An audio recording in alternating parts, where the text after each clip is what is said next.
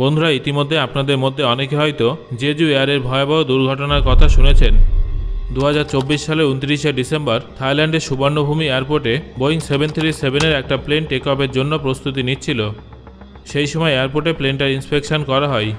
Crew মেম্বারদের তরফে জানানো হয় যে সব কিছু ঠিক আছে। তারপর 2 জন পাইলট এবং 4 জন ক্রু মেম্বার প্লেনে উঠে পড়ে। ধীরে ধীরে 175 জন যাত্রী প্লেনে উঠে নিজেদের সিটে বসে পড়ে। 175 জনের মধ্যে 173 জন কোরিয়ান ছিলেন, শুধুমাত্র 2 জন অন্য দেশের যাত্রী ছিলেন। এই সব যাত্রীর মধ্যে 5 জন বাচ্চা এবং 93 জন মহিলা যাত্রী ছিলেন। বেশিরভাগ যাত্রী ব্যাংকক থেকে ক্রিসমাসের ছুটি কাটিয়ে ফিরছিলেন। ক্যাপ্টেনের কাছে প্রায় 6820 ঘন্টার ফ্লাইট আওয়ারের অভিজ্ঞতা ছিল। অন্যদিকে কোপাইলটের কাছে প্রায় 1650 ঘন্টা ফ্লাইট আওয়ারের অভিজ্ঞতা ছিল। শেষ পর্যন্ত সমস্ত ইন্সপেকশনের পর প্লেনটা 2:30টা নাগাদ টেক অফ করে। এই প্লেনটা ব্যাংকক থেকে টেক অফ করে সমুদ্রের দিকে এগিয়ে এই ভয়ে ঘুরে গিয়ে মুয়ান ইন্টারন্যাশনাল এয়ারপোর্ট সাউথ কোরিয়ায় পৌঁছানোর কথা ছিল। বেশিরভাগ সময় রাতের দিকে সাধারণত সমুদ্র পথেই প্লেন ফ্লাই করার নির্দেশ দেওয়া হয়, কারণ রাতে বেশিরভাগ মানুষ ঘুমিয়ে থাকে আর কারোর ঘুম যাতে নষ্ট না হয় সেটাও অ্যাভিয়েশন রুলের মধ্যেই পড়ে। তাই সুযোগ থাকলে সমুদ্র পথেই প্লেন ফ্লাই করতে হয়। কয়েক ঘন্টার মধ্যে এই প্লেনটা সাউথ কোরিয়ার এয়ার স্পেসে চলে আসে। চারিদিকে ভোরের আলো ছড়িয়ে পড়ে। তখন সময় ছিল সকাল 8:50। প্লেন কোনো সমস্যা ছাড়াই এয়ারপোর্টের দিকে ল্যান্ডিংয়ের জন্য এগিয়ে যাচ্ছিল। আশেপাশের পরিবেশ মনোরম ছিল, হালকা হালকা মেঘ ছিল। তখনই কোরিয়ান এটিসি রেডিও কল করে জানায় যে প্লেন সাবধানে ল্যান্ড করতে হবে, কারণ এয়ারপোর্টের কাছাকাছি অনেক পাখি দেখা গেছে। আসলে এলাকায় অনেক সময় পাখিদের দেখা যায়। এখানে এয়ারপোর্টটা ছাড়াও আরও ছোট ছোট 13টা ডোমেস্টিক এয়ারপোর্ট আছে, যেখানে অনেক সময় দলবদ্ধ পাখিদের দেখা যায়। সচরাচর এই পাখিগুলো প্লেনের সাথে ধাক্কা খায় না। এটিসি কিছু দলবদ্ধ পাখিদের দেখে এবং জেজু এয়ারকে বিষয়টা জানায়। তার প্রায় 3 মিনিট পর পাইলট ভীষণ ভয়ের সুরে জানায়, মেডে মেডে মেডে, প্লেনে এমার্জেন্সি তৈরি হয়েছে, ইঞ্জিন ফেল হয়ে গেছে। এটিসি যখনই মেডে শব্দটা শুনতে পায়, এটিসি সব কিছু ভুলে গিয়ে শুধুমাত্র সেই প্লেনটার দিকেই ফোকাস করে যেখান থেকে মেডে কল আসে, কারণ মেডে মানে বাঁচাও নয়তো মরে যাব। এটিসি দ্রুত এয়ারপোর্টে হাই অ্যালার্ট জারি করে দেয়। দমকল কর্মী, অ্যাম্বুলেন্স, উদ্ধারকারী টিম সবাই ঘটনাস্থলে পৌঁছে যায়। সেই সময় প্লেনটা ধীরে ধীরে একটা ইঞ্জিনের সাহায্যে নিচে নামতে থাকে, কিন্তু প্লেনে আরও কিছু সমস্যা দেখা দেয়। পাইলট ল্যান্ডিং গিয়ার ডাউন করলেও ল্যান্ডিং গিয়ার নিচের দিকে যাচ্ছিল না। অন্যদিকে প্লেনটা ক্রমশ রানওয়ের দিকে এগিয়ে যাচ্ছিল। শেষ পর্যন্ত পাইলট গো অ্যারাউন্ডের সিদ্ধান্ত নেয় এবং ল্যান্ডিং প্রসেস থামিয়ে প্লেনটাকে সামনে নিয়ে গিয়ে পুনরায় প্লেনটাকে ঘুরিয়ে বিপরীত দিক থেকে প্লেনটাকে ল্যান্ড করার পরিকল্পনা করেন। সেই সময় তিনি একটানা ল্যান্ডিং গিয়ার ডাউন করার চেষ্টা করছিলেন, কিন্তু দুর্ভাগ্যবশত প্লেনের চাকা খোলেনি, যার ফলে প্লেনটা বেলি ল্যান্ডিং করে। প্লেনের ইঞ্জিন ফুয়েললেসভাবে রানওয়ের দিকে এগিয়ে যায়। সমস্ত চাকা বন্ধ থাকায় প্লেনটাকে আটকানোর জন্য ব্রেকও করা যেত না। হয়তো এই জন্যই রানওয়ে শেষ হওয়ার আগে এই প্লেনটা থামতে পারেনি এবং রানওয়ে পেরিয়ে বাইরের একটা কংক্রিটের দেয়ালে গিয়ে ধাক্কা খায় এবং তারপর সবকিছু আগুনের গোলায় বদলে যায়। এই আগুনের শিখা এতটাই ভয়ানক ছিল যে 181 জন মানুষকে জীবন্ত জ্বালিয়ে দেয়। দুর্ঘটনার সময় সেখানে প্রায় 490 জন দমকল কর্মী, 340 জন মিলিটারি সেনা, 455 জন পুলিশ অফিসার উপস্থিত ছিলেন। তা সত্ত্বেও এই আগুনটা নেভাতে 43 মিনিট সময় লেগেছিল। শুধুমাত্র প্লেনের পিছন দিকে উপস্থিত 2 জন এমন ছিলেন যাদের আগুন থেকে বার করা সম্ভব হয়েছিল। বাকি সবাই এই ঘটনায় প্রাণ হারিয়েছেন।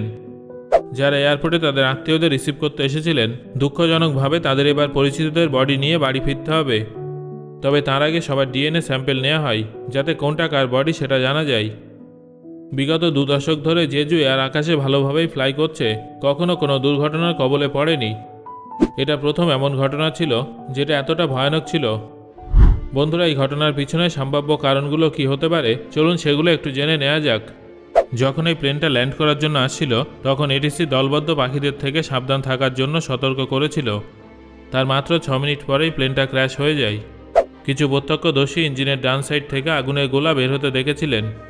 এই দৃশ্যটা ক্যামেরাবন্দি করা হয়, তাই অনুমান করা হচ্ছে যে প্লেনটার সাথে হয়তো পাখির সংঘাত হয়েছিল এবং ইঞ্জিন ফেল হয়ে গিয়েছিল। কিন্তু একটা ইঞ্জিন ফেল হয়ে গেলেও কি প্লেন ক্র্যাশ হয়ে যেতে পারে? কখনোই না। বোয়িং 737-এর ইঞ্জিন অনেক শক্তিশালী। 2টো ইঞ্জিনের কথা ছেড়েই দিন, এই প্লেনটা ফ্লাই করার জন্য একটা ইঞ্জিনই যথেষ্ট। সেই জন্যই তো ইঞ্জিন ফেল হওয়ার পরেও এই প্লেনটা যখন প্রথম অ্যাটেম্পে ল্যান্ড করতে পারল না, তখন এই প্লেনটা গো অ্যারাউন্ডের জন্য বেরিয়ে পড়ে এবং পুনরায় ঘুরে গিয়ে ল্যান্ড করার চেষ্টা করে। যদি 2টো ইঞ্জিন ফেল হতো তাহলে পাইলট গো অ্যারাউন্ড করতে পারত না। সেই জন্য আমি 100% গ্যারান্টি দিয়ে এটা বলতে পারি যে ইঞ্জিন ফেল হওয়ার কারণে দুর্ঘটনা ঘটেনি। বন্ধুরা, এবার ল্যান্ডিং হুইলের কথা বলবো যে কেন সেটা ওপেন হলো না।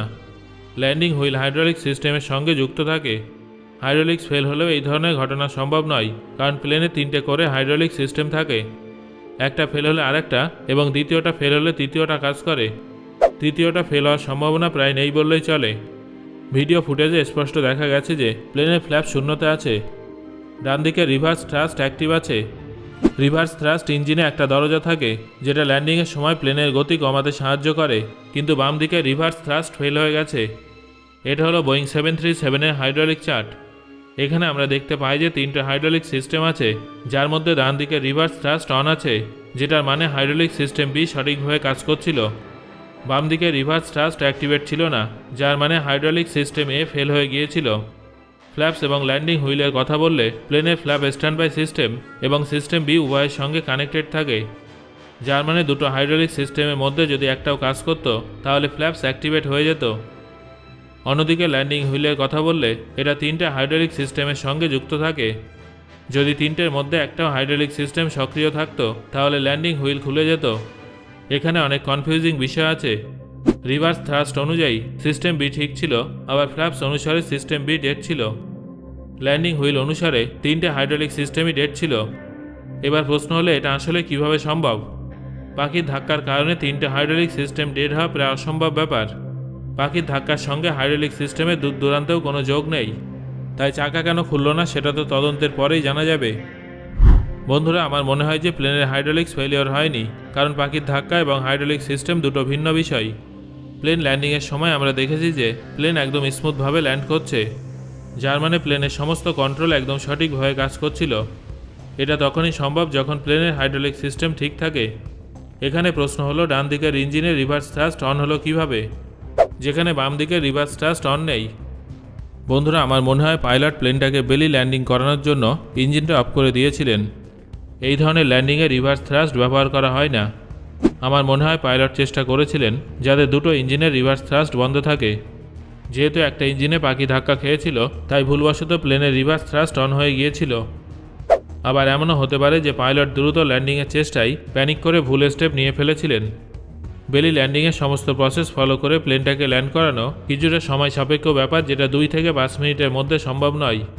তবে এক্ষেত্রে এই প্লেনটা সকাল 9টার সময় প্রথমবার ল্যান্ডিংয়ের চেষ্টা করে, তারপর 5-7 মিনিটের মধ্যেই গো অ্যারাউন্ড করে ল্যান্ড করে এবং ক্র্যাশ হয়ে যায়। বন্ধুরা, এই মুহূর্তে এই প্লেনটার ক্র্যাশ হওয়ার পিছনের আসল কারণ কি সেটা নিশ্চিতভাবে বলা সম্ভব নয়। সমস্ত কিছু অনুসন্ধান এবং পরীক্ষা নিরীক্ষার পরেই জানা সম্ভব। তবে আপনার কি মনে হয় এই প্লেনটার দুর্ঘটনার পিছনে আসল কারণ কি হতে পারে সেটা অবশ্যই আমাকে কমেন্ট করে জানান।